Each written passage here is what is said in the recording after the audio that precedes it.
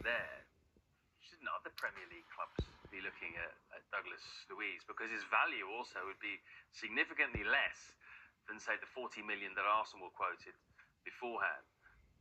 Yeah, and as Flex rightly said, he knows the league so well. He did so well at Aston Villa, so well. You know, getting them into the Champions League spots in fourth was such an achievement.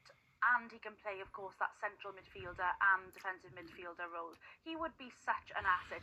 My only concern is obviously the risk around his time at Juventus, only featuring 16 times this season, isn't quite enough.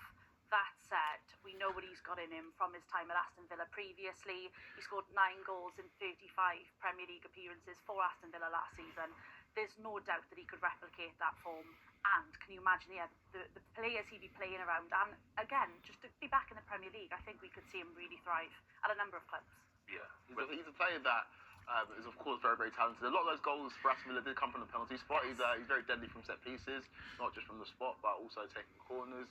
He's a multifaceted player, and he also knows the club, right? He schooled there. He come through the academy. Obviously, didn't make any first-team appearances for Manchester City, but he's a very talented player. And I want to ask you, though, Kev, we're seeing the migration or the potential migration of players from the Premier League to Serie A.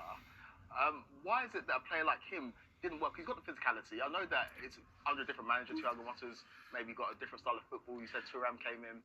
But you would think that the attributes that he displays, the attributes that he brings to the table, he'd be a dead cert to be a monster in a league like Serie A, where physicality is favoured, and players that have gone from Premier League to Serie A have normally thrived. Yeah, like I say, I think it's just other players have... Thuram's got in there and done very well. Locatelli is a really reliable guy in that system. And Thiago Motta came in from Bologna, had very specific ideas. They wanted to bring in Koopmeiners, who's a very different player, a bit further forward, but still in that central midfield area.